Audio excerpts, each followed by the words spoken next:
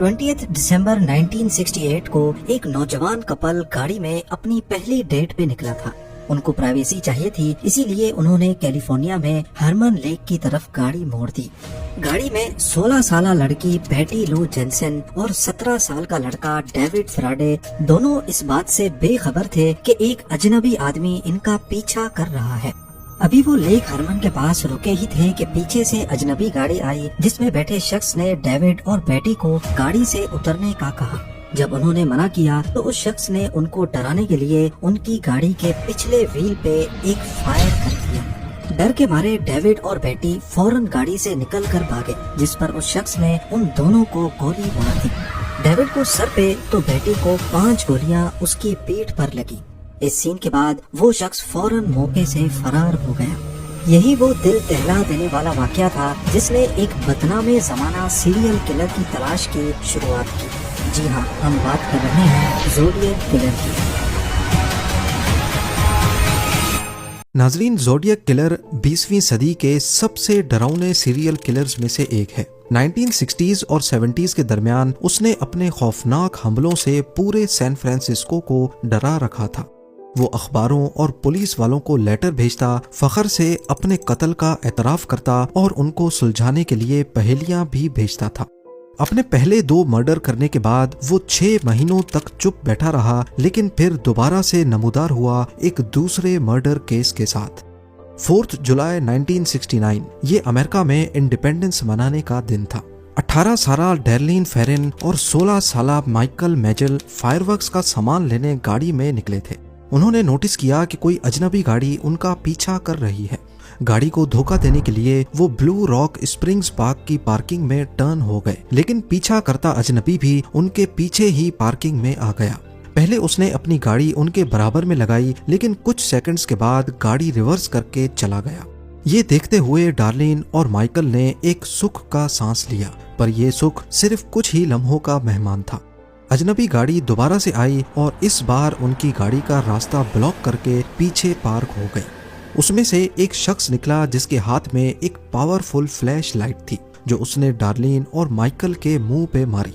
शुरुआत में उनको लगा कि शायद कोई पुलिस ऑफिसर है, लेकिन इसके साथ ही उस शख्स ने उन दोनों पर गोलियां चला दी और फौरन गाड़ी में बैठकर फरार हो गया।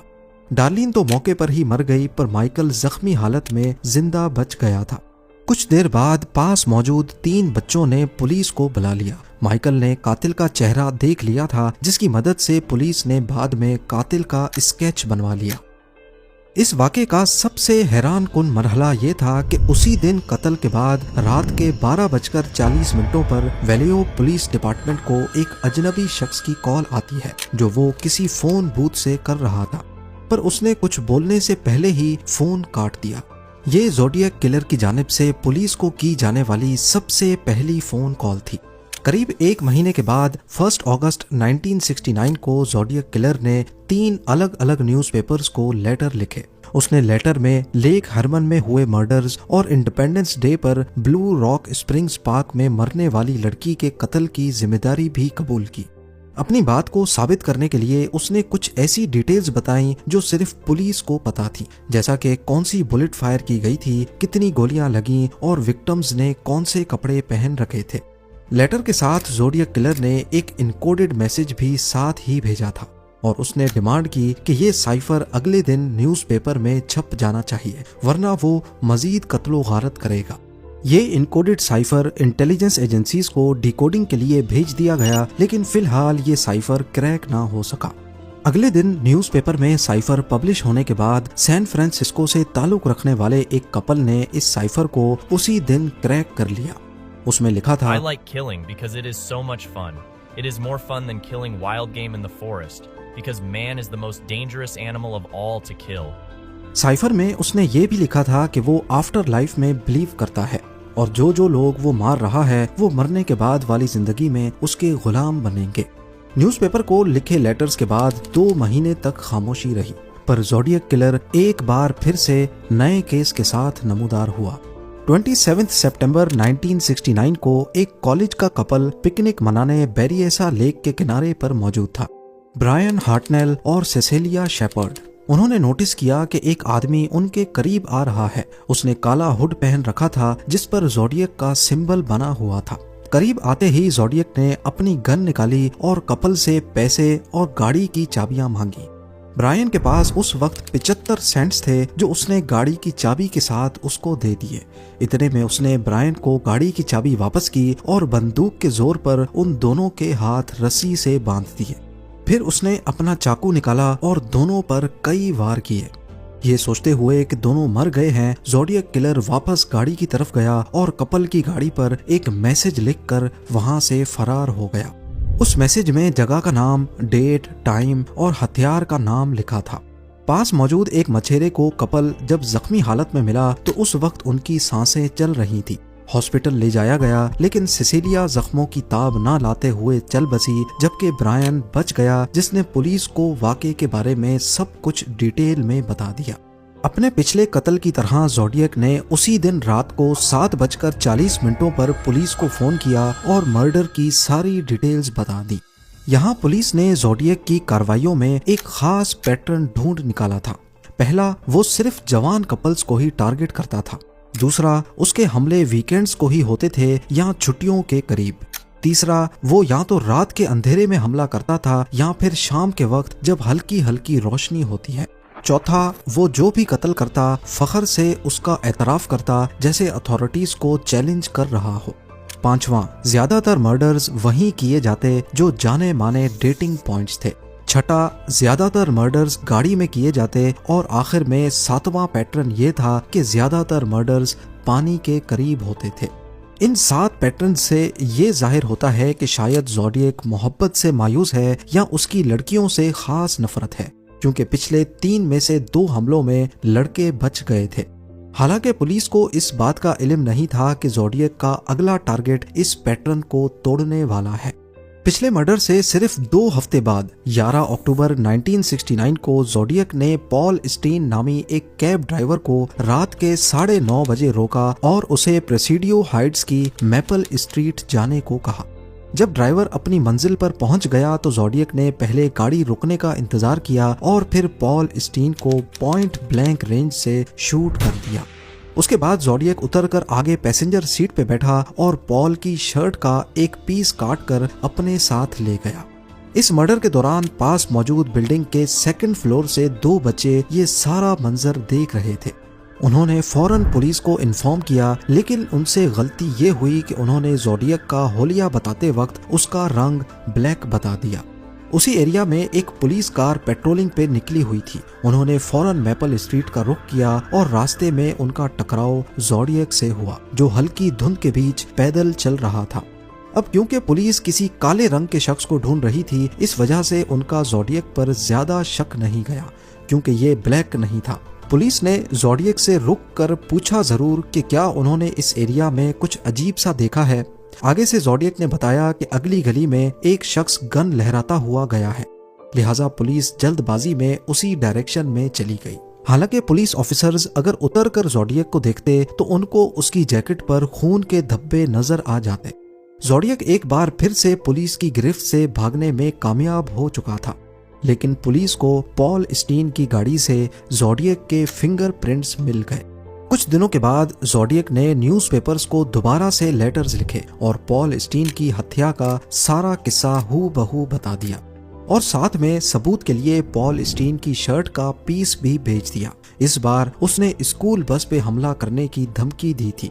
इस धमकी से पूरे एरिया में खौफ की लहर दौड़ गई और पुलिस ने अगले कई हफ्तों तक सारी स्कूल बसेस का पीछा करना शुरू किया, लेकिन स्कूल बस पे कभी भी कोई हमला नहीं हुआ।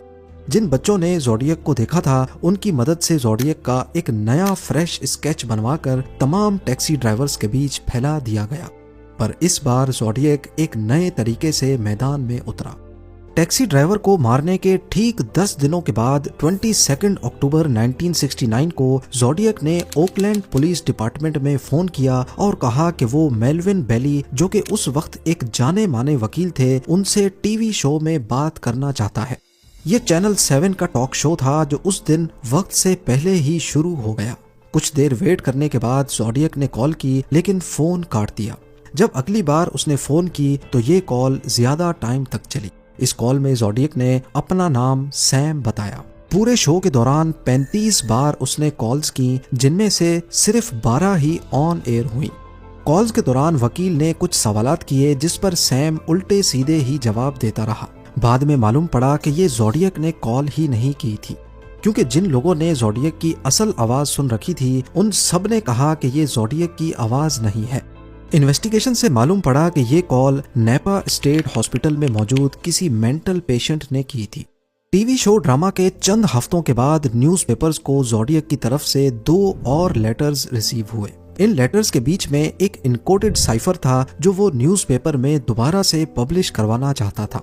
पहला साइफर, जो कि एक ही दिन में क्रैक हो गया था, इस बार वाला काफी ज्यादा मुश्किल था, जो अगले 50 सालों तक डिकोड नहीं हो सका। चंद साल पहले 2020 में 3 कोड ब्रेकर्स ने कंप्यूटर सॉफ्टवेयर की मदद से इस साइफर को डीकोड किया। इस साइफर में ज़ोडिएक ने अपने बारे में तो कुछ नहीं बताया, ना ही और कुछ इम्पोर्टेंट क्लू दिया, बल्कि ये जरूर कहा कि टीवी टॉक शो में कॉल करने वाला कॉलर मैं नहीं था। जबकि साइफर के साथ जो लेटर उसने न्यूज़पेपर एडिटर के नाम लिखे थे, उसमें पुलिस को आखिरकार एक क्लू मिल ही गया।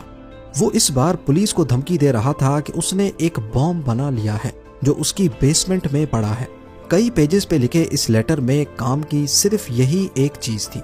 अगर वो वाकई सच बोल रहा था तो इसका मतलब ये हुआ कि ज़ोडिएक किसी अपार्टमेंट में नहीं बल्कि घर में रहता है जहां बेसमेंट हो सकती है, और उस वक्त बेसमेंट्स बे एरिया में इतनी कॉमन नहीं थी, यानी ज़ोडिएक बे एरिया में नहीं रहता। अपने घर में बेसमेंट का बताकर शायद ज़ोडिएक ने एक गलती कर दी थी।